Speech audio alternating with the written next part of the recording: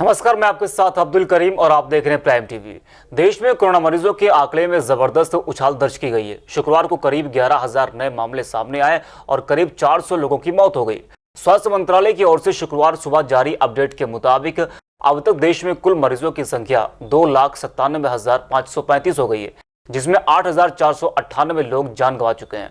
पिछले 24 घंटे में 10,956 नए मामले सामने आए हैं और 396 लोगों की मौत हो चुकी है। एक दिन में कंफर्म केस और मौत का यह सबसे बड़ा आंकड़ा है। कोरोना से अब तक 1,47,195 लोग ठीक हो चुके हैं।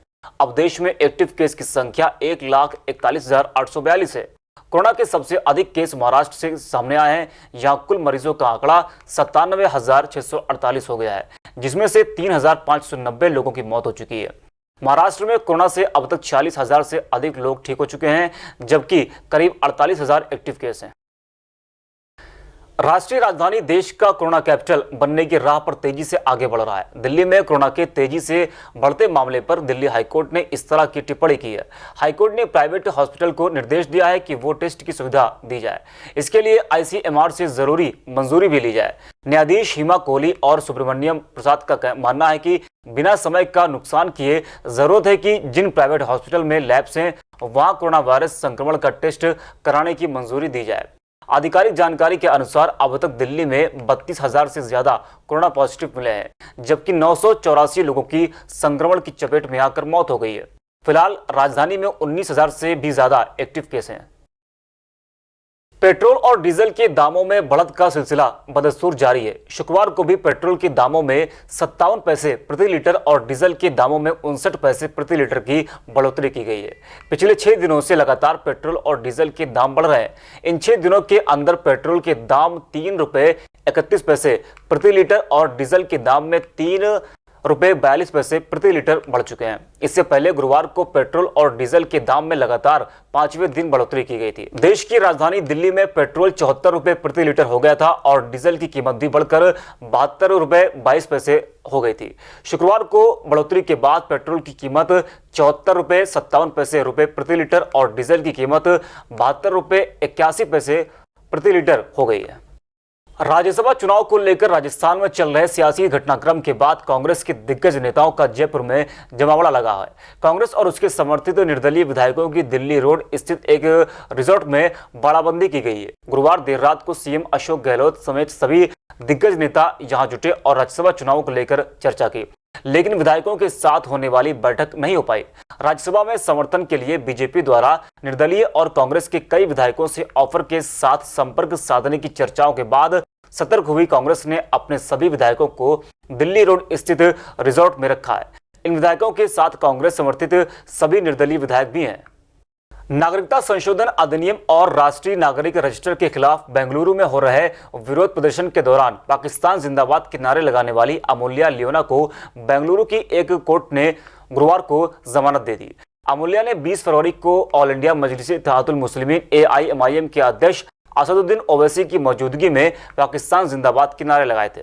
दरअसल कर्नाटक के बेंगलुरु में असदुद्दीन ओवैसी रैली को संबोधित करने गए थे, तभी अमूल्या लियोना उनके मंच पर पहुंची और पाकिस्तान जिंदाबाद के नारे लगाने लगी थी। प्रदर्शनकारी लड़की ने हिंदुस्तान जिंदाबाद के भी नारे लगाए। इस मामले के बाद पुलिस ने अमूल्या को हिरासत में ले लिया था। केंद्र और उत्तर प्रदेश की सत्ता पर काबिज भारतीय जनता पार्टी आज से प्रदेश में आत्मनिर्भर भारत अभियान शुरू कर रही है। 9 दिन के इस अभियान में केंद्र की नरेंद्र मोदी तथा उत्तर प्रदेश की योगी आदित्यनाथ सरकार की योजनाओं को जन जन तक पहुंचाने का प्रयास होगा। इसको भाजपा की सभी वर्ग की सक्रिय सहभागिता बढ़ाने का अभियान माना जा रहा है।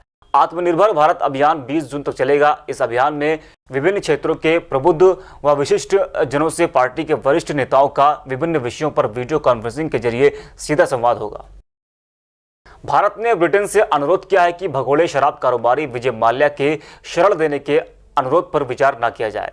ये जानकारी गृह मंत्रालय ने दी है। इसके पहले खबर आई थी कि विजय माल्या ने ब्रिटेन सरकार के समक्ष मानवीय आधार पर शरण देने की अपील दायर की है। गृह मंत्रालय के आधिकारिक प्रवक्ता अनुराग श्रीवास्तव ने एक प्रेस ब्रीफिंग में कहा कि हम विजय माल्या के जल्दी प्रत्यर्पण के लिए ब्रिटेन के अधिकारियों के संपर्क में हैं। हमने ब्रिटेन से यह भी अनुरोध किया है कि यदि उसकी ओर से अनुरोध किया जाता है तो शरण देने पर विचार न किया जाए, क्योंकि भारत में उसके उत्पीड़न का कोई आधार नहीं है।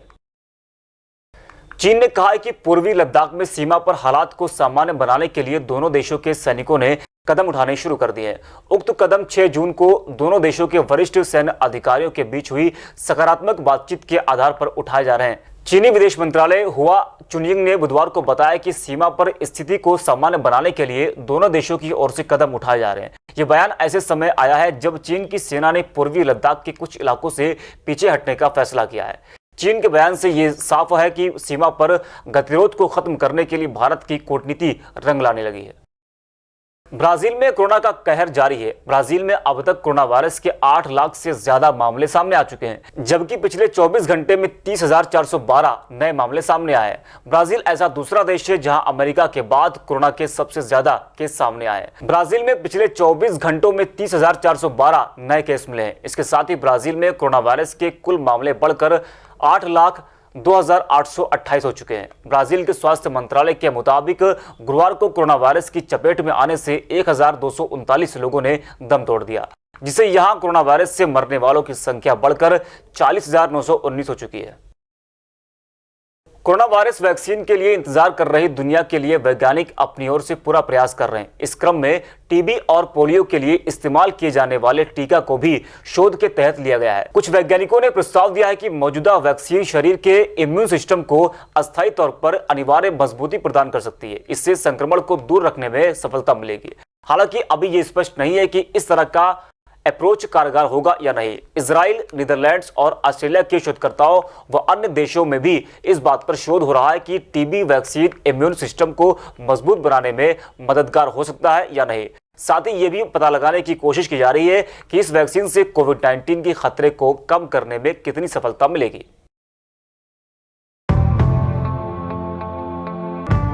कश्मीर से लेकर कन्याकुमारी तक, गुजरात से लेकर अरुणाचल तक, सत्ता के गलियारों से खेल के मैदानों तक, नहीं छूटती कोई खबर। सबसे सटीक, सबसे दमदार, सिर्फ प्राइम टीवी पर।